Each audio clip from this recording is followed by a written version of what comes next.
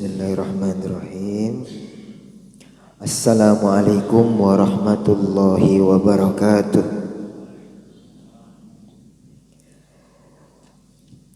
Amsayna wa amsal mulku lillah walhamdulillah. La ilaha illallah wahdahu la syarika lah. Lahul mulku wa lahul hamdu wa huwa ala kulli syai'in qadir.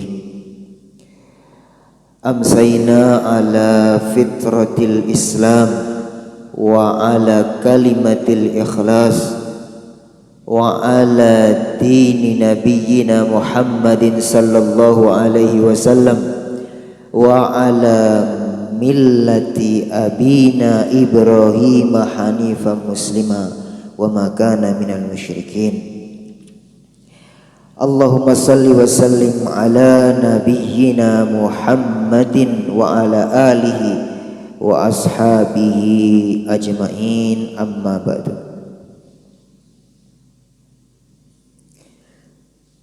Syukur alhamdulillah atas nikmat Allah subhanahu wa ta'ala. Sampai saat ini kita masih diberi umur, dan kita mohonkan kepada Allah subhanahu wa ta'ala mudah-mudahan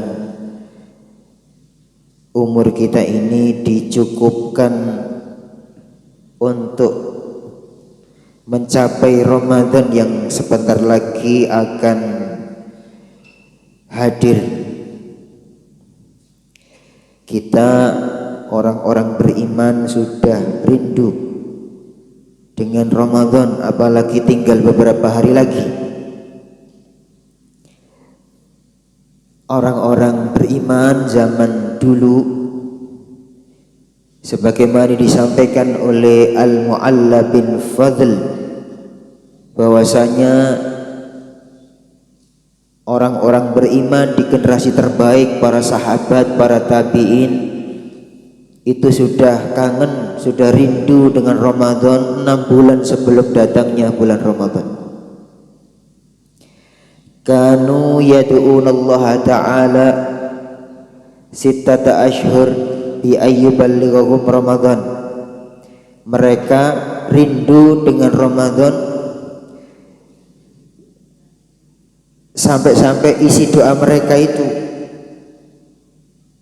salah satunya adalah, ya Allah, cukupkan umurku, sampaikan umurku agar bisa bertemu dengan bulan Ramadan nanti 6 bulan yang akan datang. Kemudian setelah Ramadan, doa mereka 6 bulan setelah itu, bi ayyataqabbala minhum, berdoa kepada Allah, ya Allah, kabulkan dan terimalah ibadah Ramadanku. Jadi seakan-akan 1 tahun itu diikat oleh Ramadan. Hati orang beriman dalam durasi 1 tahun usianya itu diikat dengan Ramadan. 6 bulan sebelum berdoa supaya menangi Ramadan. Setelah Ramadan 6 bulan ke depan berdoa agar amalan kita di bulan Ramadan diterima oleh Allah.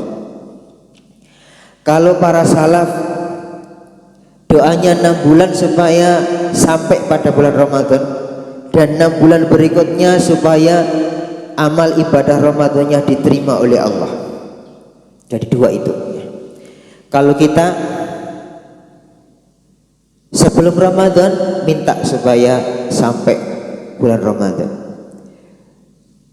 dan setelah Ramadan minta supaya diterima amalan kita. Tapi di tengah-tengah itu kita perlu mohonkan satu hal, supaya Allah Subhanahu wa ta'ala memberikan taufik kepada kita semua agar kuat untuk menjalankan ibadah di bulan Ramadan.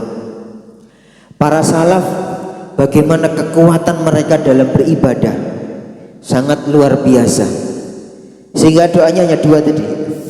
Kalau kita perlu ditambah satu lagi, minta kekuatan sama Allah agar Ramadan yang hanya 1 bulan itu tidak lewat begitu saja. Ramadan yang siangnya diisi dengan puasa, kemudian malamnya dengan ibadah taraweh. Kalau siangnya itu sepanjang hari itu adalah ibadah karena kita sedang menahan dari apa yang membatalkan puasa. Malamnya kita taraweh. Memang kita taraweh itu enggak sepanjang malam,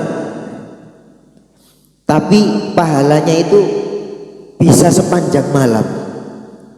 Kita taraweh paling 1 jam, lebih dikit atau kurang dikit, 11 rakaat. Tetapi berdasarkan hadis Nabi Shallallahu Alaihi Wasallam, man shallama al imam hatta yansarif kutiba lahu qiyamul lailatin. Yang tarawehnya berjamaah mengikuti imam sampai selesai meskipun hanya 1 jam, itu kutiba lahu qiyamul lailatin, ditulis oleh Allah Subhanahu wa taala pahalanya itu seperti 1 malam penuh.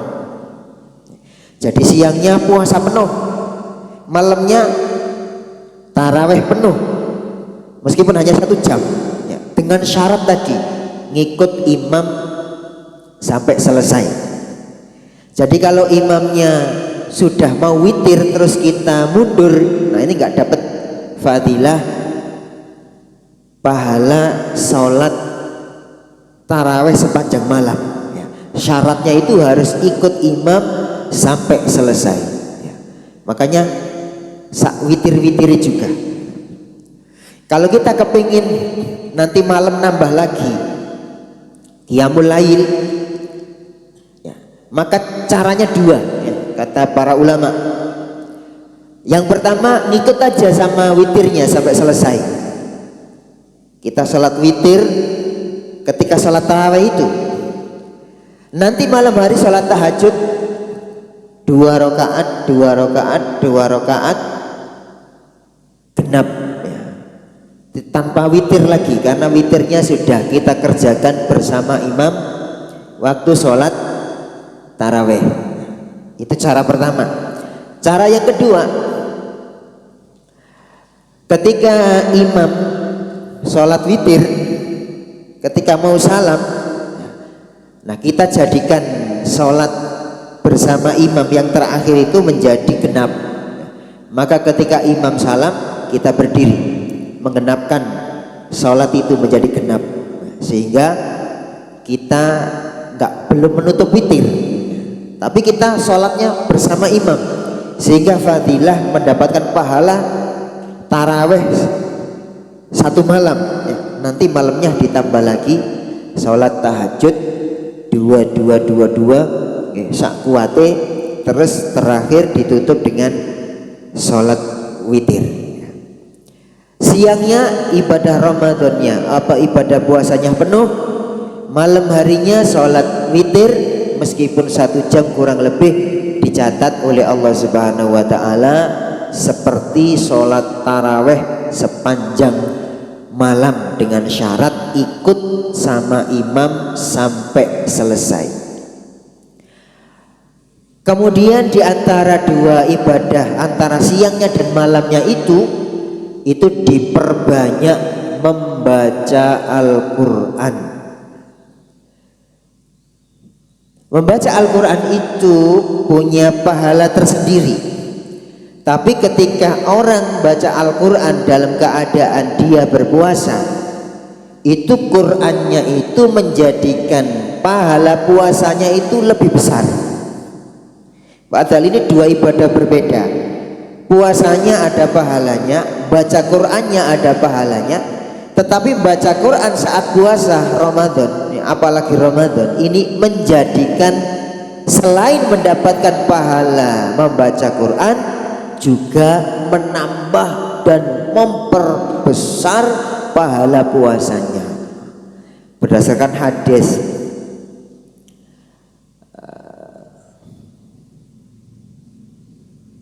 dalam Musnad Imam Ahmad, seorang sahabat bertanya, "Ya Rasulullah, ayyus shaimina a'dhamu ajra?"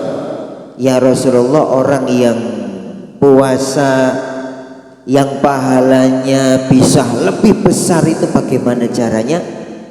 Rasulullah menjawab, "Aktsaruhum lillahi ta'ala dzikr," yaitu orang yang ketika dia berpuasa dia memperbanyak zikrullah, dan zikrullah yang terbaik adalah membaca Al-Quran. Makanya salah satu faidah kenapa di bulan Ramadan itu harus gencar membaca Al-Quran, ya, banyak-banyakan membaca Al-Quran, karena salah satu faidahnya adalah menjadikan puasa kita itu lebih berkualitas dan lebih besar pahalanya. Siang hari banyak baca Quran, malam hari apalagi banyak membaca Al-Quran, karena Quran itu dibaca malam hari itu punya fadilah tersendiri, apalagi kalau dibaca di dalam sholat. Beda antara baca Al-Quran siang hari dengan malam hari. Malam hari itu punya keistimewaan sendiri, sehingga Quran itu nanti pada hari kiamat memberikan syafaat. Itu salah satu alasan Qurannya ini nanti kan laporan sama Allah, lapor minta izin supaya memberikan syafaat kepada yang baca. Nah, kenapa demikian? Nah, Qurannya bilang mana tuhun nauma billail. Ya Allah izinkan aku, kata Quran, ya Allah izinkan aku untuk memberikan syafaat kepadanya. Mana tuhun nauma billail, karena saya menghalang-halangi dia untuk tidur di malam hari, sehingga durasi tidur yang dipangkas dengan baca Quran. Nah, sehingga kita nggak tidur, dipakai untuk baca Quran di porsi tertentu. Nah, ini yang dijadikan alasan nanti oleh Quran untuk memberikan syafaat kepada pembacanya, sehingga kita baca Quran ngalai tidur kita. Nah, itu sudah pas sesuai dengan hadis Nabi Shallallahu Alaihi Wasallam. Inna siyam wal Quran yashfa'ani yaumal qiyamah. Puasa dan Quran ini dua amalan ini, ya, ini nanti memberikan syafaat hari kiamat. Qala siyam, puasanya lapor sama Allah, ya Rabbi syafi'ni fihi, izinkan aku untuk memberikan syafaat kepada orang itu. Fa inni mana'tuhu ta'am wasyahawat bin nahar, karena saya menghalang-halangi dia dulu di dunia dari bebas makan sama menyalurkan syahwat. Itu yang dijadikan alasan puasa untuk memberikan syafaat, karena siangnya kita nggak makan, nggak minum, dan nggak bebas syahwat. Kemudian Qur'annya datang, ya Rabbi syafi'ni fihi, ya Allah izinkan aku memberikan syafaat kepadanya. Fa inni mana'tuhu nauma billail, karena saya dulu waktu di dunia gara-gara membaca saya itu dia mengorbankan sebagian waktu tidurnya, sehingga puasa harus maksimal. Taraweh diusahakan nggak bolong, ikut jamaah sak witir-witirnya, terus nanti malam nggak usah witir lagi, atau sama imam. Ketika imam witir kemudian salam, kita genapkan tambah 1 rakaat lagi, agar pahala yang kita dapatkan untuk tarawehnya itu full 1 malam. Terus di antara 2 amalan ini kita perbanyak membaca Al-Quran. Jamaah yang dimuliakan oleh Allah, ini muqaddimah karena dekat puasa, ya. Makanya saya cepat-cepat biar cepat selesai, ya. Kita masuk pada kajian kita di kitab At-Targhib wa Tarhib ini. Dan kita masih ada di targhib fi qiyamil lail, motivasi untuk qiyamul lail.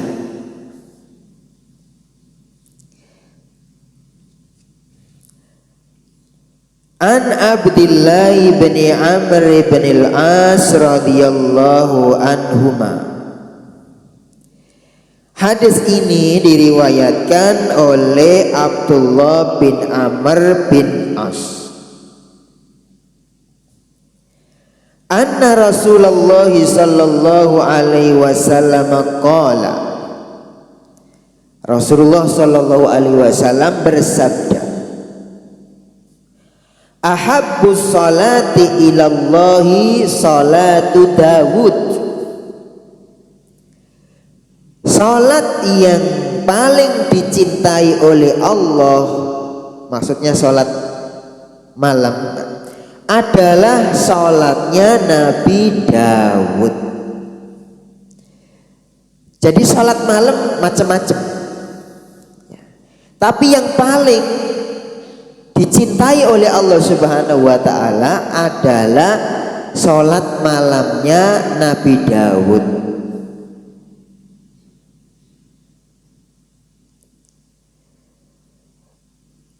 Hadis ini diriwayatkan oleh Abdullah bin Amr. Abdullah bin Amr itu sahabat Nabi yang ibadahnya itu luar biasa.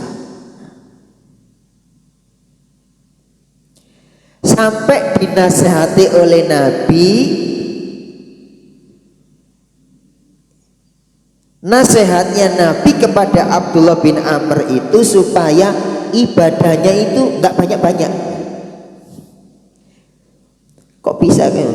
Dinasihati supaya nggak banyak-banyak ibadah, karena ibadahnya kebanyakan. Abdullah bin Amr kalau sholat malam itu sepanjang malam dan setiap hari. Oh, gimana itu?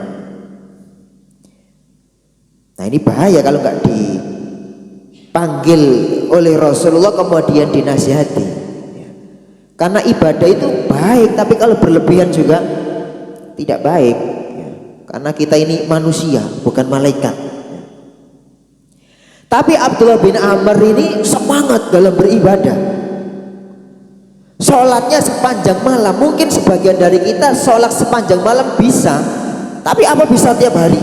Oh, sangat berat. Sampai-sampai istrinya suatu kali, ayahnya Abdullah bin Amr ini mengunjungi rumah putranya. Amr bin As mengunjungi putranya Abdullah bin Amr bin As. Ketika nyampe rumahnya, Abdullah bin Amr pas gak di rumah. Yang ada di rumah hanya istrinya, mantune. Istrinya ini ditanya tentang bagaimana putranya. Sebagai suami, apa sudah baik? Apa sudah menjalankan kewajiban-kewajibannya? Nanya tentang anaknya, nanya pada menantunya. Menantunya ketika ditanya bagaimana suaminya, dia menjawab, nikmar rajul min rajul. Suamiku itu, putra Anda itu sebaik-baik orang. Sejak aku menikah dengan dia sampai sekarang ini belum pernah disentuh. Oh, gimana? Ya iya, putra Anda itu kalau siang hari selalu puasa, kalau malam hari sholat terus. wah gimana ini? Setiap hari dia berpuasa, siangnya, malam harinya sholat, gak mari-mari sholatnya. Waduh, gimana? Kenemenen. Akhirnya Amr bin As laporan kepada Nabi, putra saya begini ya Rasulullah.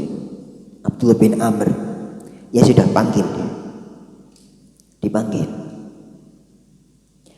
Abdullah ditanya oleh Nabi, kaifa tasum? Kamu puasamu gimana? Kulla yaumin ya Rasulullah. Saya tiap hari puasa ya Rasulullah. Setiap hari puasa. Ya kecuali yang dilarang, Idul Fitri, Idul Adha, hari apa? Tasyrik. Setiap hari puasa. Wa kaifa taqum? Riwayat lain itu wa kaifa takhtim? Terus malam hari gimana sholatmu? Kullal laila, sepanjang malam ya Rasulullah. Nanti itu dinasihati ini ya. Salah satunya ini ya. Jadi jangan lakukan itu wahai Abdullah, kamu nanti tidak kuat. Sum wa aftir, ya poso sunnah, tapi ya kadang-kadang gak poso. Wanam wakum, nek bengi ya ojo ke salat kabeh, ya turu wong. Fa inna li jasadika alaika haqqo wa inna li ainika haqqo wa li zaujika haqqo wa li zaurika haqqo fa ati kulladzi haqqin haqqo. Karena kamu itu punya istri, kamu punya mata, kamu punya badan. Mereka masing-masing itu punya hak. Mata punya hak untuk tidur, badan punya hak untuk istirahat. Nah kalau kau siang puasa full ya, kemudian malamnya sholatnya full, nah tiap hari beku itu terus. Baca Qur'annya bagaimana? Saya habiskan seluruh Qur'an itu satu malam. Gimana itu? Tiap malam begitu, tiap malam. Tentu Qur'annya belum genap 30 juz. Tapi meskipun demikian ya sangat inilah. Kalau setiap malam itu habis seluruh Quran itu habis dibaca. Kemudian Rasulullah menasihati, kamu puasa itu dalam 1 bulan 3 hari saja. Yang dikenal Ayyamul Bid 13, 14, 15. Itu yang terbaik. Tapi sebenarnya bebas, selama 1 bulan itu di tanggal berapa saja, yang penting 3 hari. Tanggal 1, 2, 3 boleh, atau diambil terakhir 27, 28, 29 boleh, atau tengah 14, 13, 14, 15 Ayyamul Bid itu yang terbaik. Atau diseling-seling tanggal 1, nanti tanggal 15, terus tanggal 25 boleh. Atau saisoi, pokoknya 3 hari dalam 1 bulan Komariah. Ini yang direkomendasikan oleh Nabi dan dinasihatkan kepada Abdullah bin Amr bin As. Tapi Abdullah bin Amr itu ngenyang. Disuruh ibadah 1 bulan puasa 3 hari tapi ngenyang. Nah ngenyangnya itu karena sudah terbiasa tiap hari. Jadi ngenyangnya itu bukan malah ke bawah, ngenyangnya itu ke atas. Ya Rasulullah ya jangan 3 hari, 1 bulan 3 hari, tambahi ya Rasulullah. Ya kalau gitu 2 hari nggak puasa, sehari puasa. Ngenyang lagi. Ya Rasulullah kurang ya Rasulullah, tambahi lagi. Kalau gitu 1 hari puasa, 1 hari tidak. Ya Rasulullah ngenyang lagi. Ya Rasulullah, tambahin lagi. Saya ingin lebih baik ya Rasulullah. La afdhala min dzalik. Tidak ada yang lebih baik dari itu. Paling rajin itu puasa itu sehari puasa, sehari enggak, sehari puasa, sehari enggak. Dan itu puasa Nabi Daud. Ini yang disebut di hadis ini. Dan kamu baca Quran, total kamu habiskan itu kamu habiskan 1 bulan. Jadi Quran itu standarnya itu habis dibaca khatam itu 1 bulan, jangan 1 malam. Kan Abdullah bin Amr setiap malam itu habis Quran itu. Kamu baca, habiskan, khatamkan Quran itu 1 bulan. Kemudian ya, kalau dulu belum ada istilah juz, belum ada.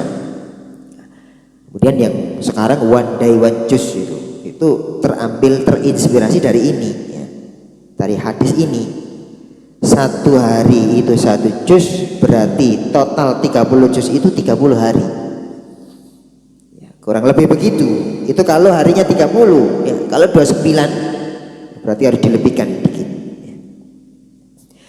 Itu aja. Kalau kita kan nggak gampang itu 1 hari 1 juz. Kalau 1 hari 1 juz, libur, besok lagi 1 juz, 1 hari libur gampang ya. Tapi kalau tiap hari 1 juz, besok 1 juz, bene 1 juz, kemudian berikutnya 1 juz, harus begitu terus itu berat. Tapi itu standarnya begitu mestinya ya.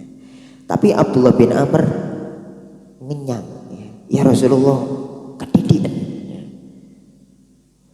Nek sedina nang apa sak Quran dibagi 1 bulan itu perharinya itu terlalu sedikit ya Rasul.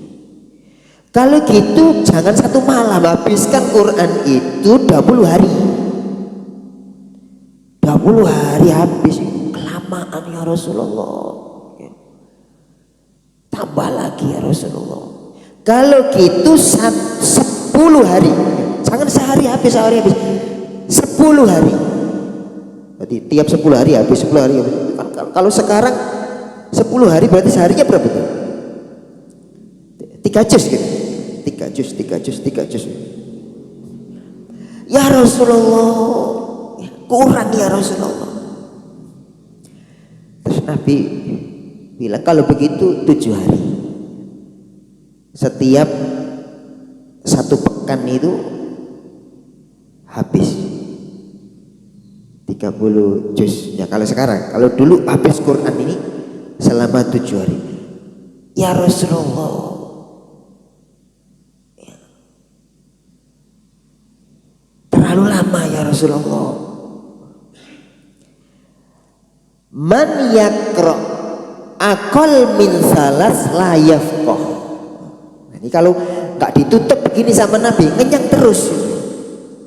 Kayak bab puasa tadi kan kenyang terus sampai sehari puasa sehari enggak, ini aja masih kurang bagi Abdullah bin Amr itu. Terus ditutup sama Nabi, kamu pengen apa sih? Pengen lebih baik ya Rasulullah. La afdhala min dzalik, enggak ada yang lebih baik daripada puasa 1 hari puasa 1 hari enggak, 1 hari puasa 1 hari enggak ada yang lebih baik dari ini. Baru Abdullah bin Amr diem. Nah yang baca Quran ini ditutup dengan Nabi, siapa yang baca Quran selesai semuanya itu dalam waktu kurang dari 3 hari, la yafqah, dia enggak faqih, enggak bisa memahami Quran itu.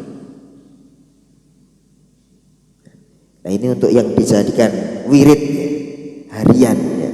Tapi kalau sesekali dalam rangka murojaah, dalam rangka hafalan Quran itu ya biasa ya, lebih kurang dari 3 hari itu ya, sudah biasa ya. Tapi kalau dijadikan wirid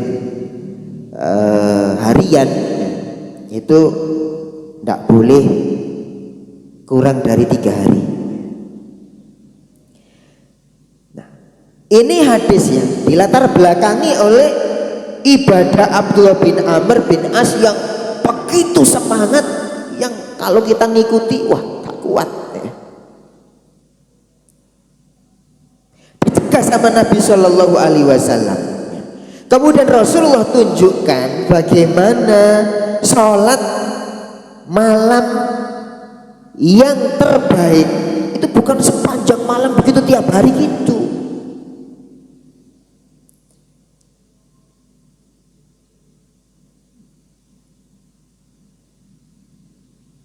Ahabbus sholati ilallah sholatu Dawud. Sholat malam yang dicintai, paling dicintai oleh Allah itu sholat malamnya Nabi Dawud. Nah, terus nanti bagaimana sholat malamnya Nabi Dawud ya? Wa ahabbus siyami ilallah siyamu Dawud.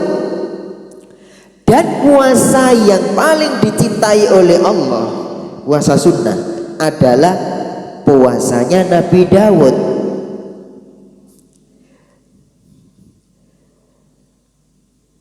Baik itu qiyamul lail maupun puasa sunnah, yang terbaik adalah puasa yang dipraktekkan oleh Nabi Dawud. Bagaimana sholat malamnya Nabi Dawud? Kana yanamu nisfal lail. Nabi Dawud itu gak kayak Abdullah bin Amr tadi ya. Abdullah bin Amr sepanjang malam sholat terus sampai subuh.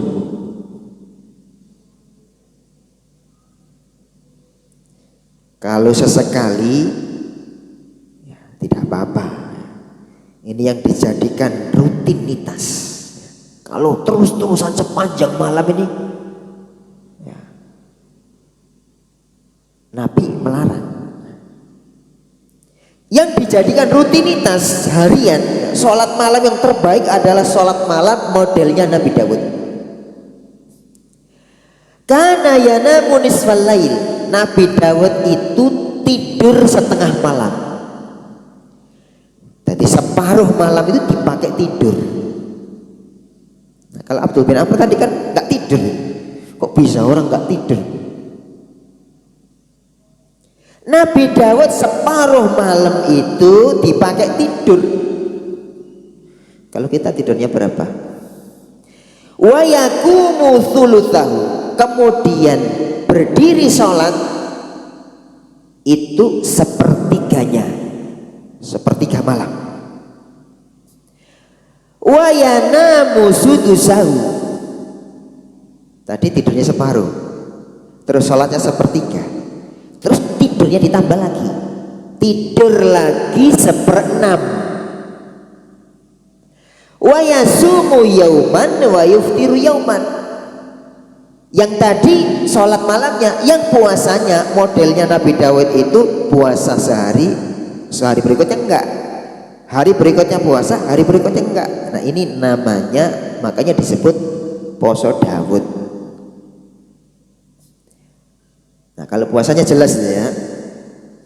Kalau sholat malamnya itu separuhnya tidur, sepertiganya sholat, seperenamnya tidur lagi.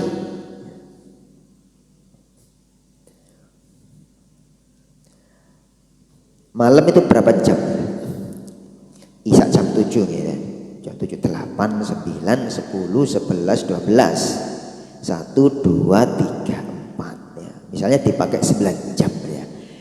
Malam itu kalau 9 jam berarti tidurnya berapa? 9 bagi 2 pinter Mbak?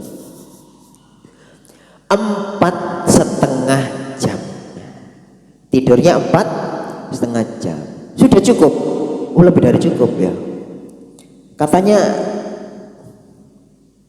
para pemimpin ya, kayak dulu itu siapa? Habibie dulu ya. Ketika jadi presiden itu tidurnya katanya berapa jam? 3 jam apa 4 jam ya? Tidurnya. Nah ini kalau secara syariat ini lebih enak, nambah lagi ya, 4,5. Tidurnya 4,5 jam. Nah masalahnya kita ini habis isya nggak langsung tidur itu. Jadi ini acaranya cuma tidur sama sholat malam itu. Habis antara isya sama subuh itu acaranya cuma 2, tidur sama sholat. Nah, masalahnya kita tidurnya misalnya 10:30, Antara jam 7 sampai setengah 11 itu berapa? 7, 8, 9, 10. Lu sudah 3 jam setengah. Makanya kurang, tidurnya kurang. Makanya Nabi itu habis Isya tidur. Kecuali ada keperluan ya, yang syar'i, ilmu, keperluan tertentu yang ya, yang mendesak gitu. Hari-harinya Rasulullah habis Isya tidur. 4 jam setengah tidur. Kemudian nanti sholat sepertiganya. Sepertiga dikali, nah, maka di syariat itu gak mek Quran tok ono warisan sepertiga, seperenam, 2/3. Do hadis bareng ono hitung-hitungan. Makanya dulu yang menemukan teori matematika pertama itu dari ilmuwan muslim, ulama Islam ya, karena kanggo ngitung-ngitung ngeten iki. Tidur sholatnya sepertiga. Jadi sepertiga ini dikalikan sisanya 9 jam dikurangi 4,5 apa? Sepertiga ini kali 9. Sepertiga kali 9 atau sepertiga kali 9 di dalam kurung dikurangi 4,5.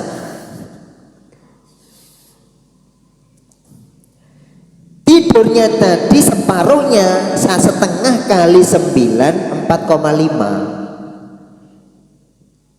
Sholatnya sepertiga ya, sepertiga dikalikan 9 ya, dikalikan 9 juga. Maksudnya sepertiga ini sepertiga dari total malam. Sepertiga kalau dikalikan 9 ketemu berapa?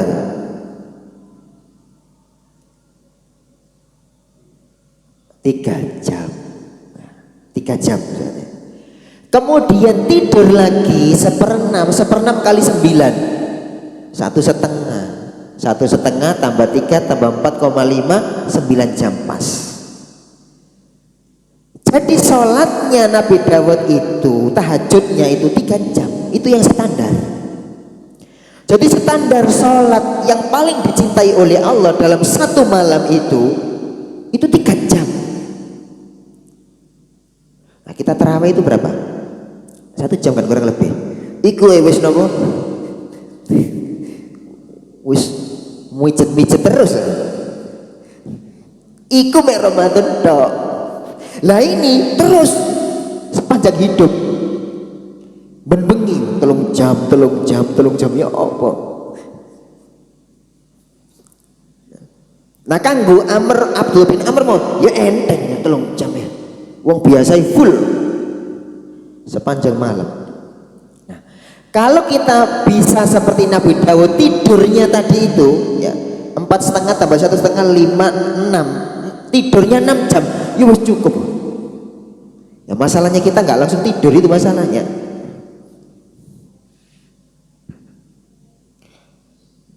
Sehingga para ulama mengklasifikasi model sholat malam. Yang pertama hanya witir saja, dikerjakan langsung setelah Isya. Setelah Isya langsung witir boleh, setelah Isya kok ba'diyah kemudian langsung witir. Itu pertama. Yang kedua sholat witir saja tapi nanti ditunda mepet tidur. Sebelum tidur sholat witir dulu. Berikutnya yang ketiga modelnya itu sholat bangun sebelum subuh dan sholat sepanjang itu 1 jam sebelum subuh bangun jam 3 kurang 1/4 ke kamar mandi 15 menit terus 1 jam untuk sholat malam. Itu yang ketiga ya. Atau setengah jam sebelum subuh atau 40 menit sebelum subuh bebas. Kemudian yang keempat yang paling standar paling tinggi ini ya, itu sholat malamnya 3 jam modelnya seperti Nabi Dawud ya. Sholat malamnya itu di tengah tidur dulu bangun sholat malam, terus nanti tidur lagi, terus bangun subuh. Nah, yang paling gampang itu yang nomor 3 ya. Bangun sebelum subuh, entah itu berapa menit, sholat sesuai dengan durasi waktunya, adzan subuh, ke masjid, sholat subuh jamaah dan seterusnya. Itu yang paling gampang ya. Tapi standarnya ini ya, seperti sholatnya Nabi Daud tadi ya, itu yang paling dicintai oleh Allah. Kalau yang sebelumnya sholatnya seperti Abdullah bin Amr bin As, ya model sholat kayak Nabi Daud ini gampang. Tapi kalau modelnya seperti saya, terus praktek kayak Nabi Daud begini, ya berat. Makanya ulama itu memberikan tahapan.